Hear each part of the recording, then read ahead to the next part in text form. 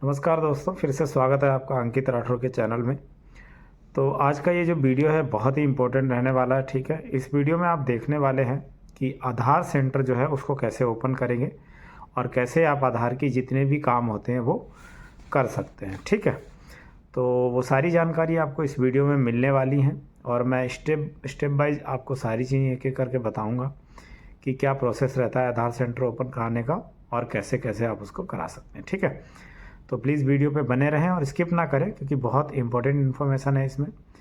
तो सबसे पहले क्या है कि आपको ये बता दें कि जो आधार है वो उसके जो सेंटर होते हैं वो वर्क कैसे होता है उनमें, है ना।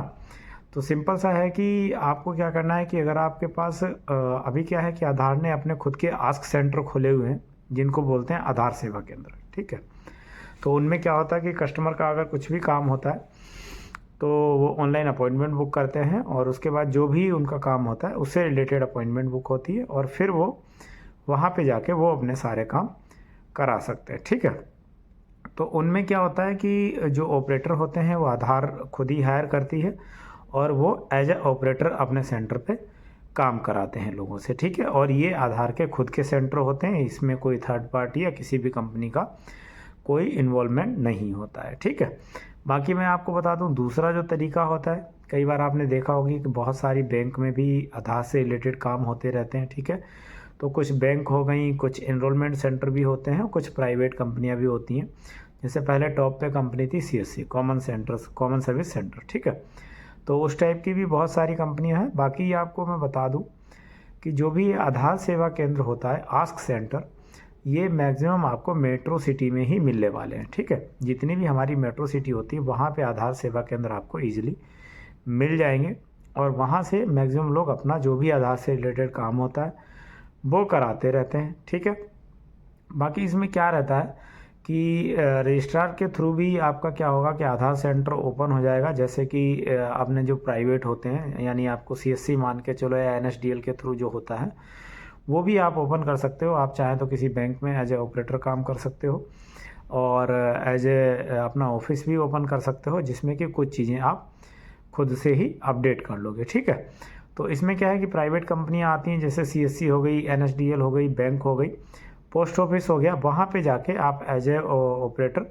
आधार सेंटर में काम कर सकते हैं। ठीक है, उसके बाद क्या है कि आपको क्या करना है कि अगर इसमें क्या क्या रहता है कि आप कुछ चीज़ें जो हैं वो अपडेट कर सकते हैं। जैसे कि आपके नेम में चेंजेस करना है, एड्रेस अपडेट कराना है, ठीक है, मोबाइल नंबर अपडेट कराना है, तो वो आप कुछ जो चेंजेस हैं वो आप अपने ऑफिस में जो आपने सेंटर खोला हुआ है उसके थ्रू या बैंक के थ्रू आप करा सकते हैं। ठीक है, और इसमें क्या रहता है कि आपको एक छोटी सी अपडेशन मशीन मिलती है। उस मशीन के लिए भी पूरा प्रोसेस है कि अगर आपको ऐसा कोई छोटा ऑफिस खोलना है या अपना स्वयं का खुद का कोई आधार सेंटर ओपन करना है छोटा सा, तो उसके लिए क्या है आपको एनएसआईटी का एग्ज़ाम पास करना पड़ेगा, उसका सर्टिफिकेट आपको लेना पड़ेगा। उसके बाद ही आप इस एग्ज़ाम को क्वालिफाई करने के बाद ही आप इस सेंटर को ओपन कर सकते हैं और ये जो छोटे छोटे अपडेशन होते हैं ये आप खुद से ही फिर स्टार्ट कर सकते हैं। ठीक है, उसके बाद जैसे ही आपको ये एनएसआईटी का सर्टिफिकेट मिल जाता है तो आपका जो सर्टिफिकेट होगा उसके बेस पे आपको आधार जो यूआईडीआई है वो आपको ऑथराइज़ कर देगी जो भी ये छोटे छोटे अपडेशन होते हैं उनके लिए। ठीक है, और आपको एक क्रेडेंशियल मिलेगा, उसको लॉगिन करके आप इन सारी चीज़ों को अपडेट कर सकते हैं अपने मतलब आप अपने प्रोमाइसेस में भी एक ऑफिस ओपन कर सकते हैं या भी किसी भी बैंक में बैठ के भी ये सारे काम कर सकते हैं। ठीक है, बाकी क्या रहता है रजिस्ट्रार के थ्रू भी आप सेंटर ओपन करा सकते हैं, वहाँ पे एज ए ऑपरेटर आप काम कर सकते हैं। बाकी अब मैं बता देता हूँ आपको कि अगर आपको ऐसा कोई सेंटर ओपन करना है जैसा कि मैंने बताया है स्टार्टिंग में वीडियो में सारी चीज़ें, तो उसके लिए क्या प्रोसेस होगा। ठीक है, उसके लिए मैं आपको लेके चलता हूँ अपनी कंप्यूटर स्क्रीन पे।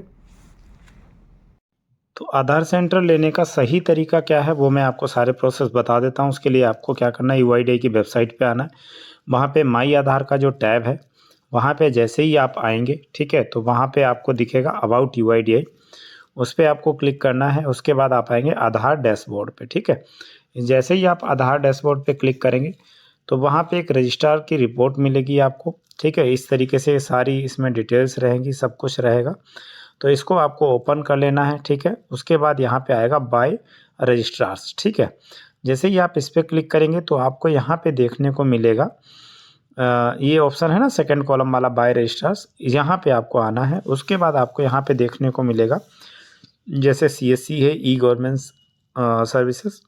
उसके बाद बहुत सारी यहाँ पे आपको कंपनियाँ देखने को मिल जाएंगी जो कि आधार से रिलेटेड ये सारी सेवाएं प्रदान करती हैं। ठीक है, जैसा कि मैंने आपको वीडियो में बताया था कि जो भी ये छोटे छोटे अपडेट हैं वो सारे इन कंपनियों में जुड़ने के बाद आप इनको अपडेट कर सकते हैं। ठीक है, तो ये बाय रजिस्ट्रार्स भी हो सकता है और इस तरीके से आप, जैसे कि मैंने NSIT का सर्टिफिकेट बताया, उस तरीके से लेके भी आप इनको ज्वाइन कर सकते हैं। बाकी यहाँ पे देखो सबसे ज़्यादा किसने आधार से रिलेटेड डॉक्यूमेंट अपडेट किए हैं, आधार रिलेटेड अपडेशन किया है, वो जो टॉप कंपनी है हमारी CSC, वही सबसे आगे जाती है और ये शुरू से ही आधार के साथ जुड़ी हुई है।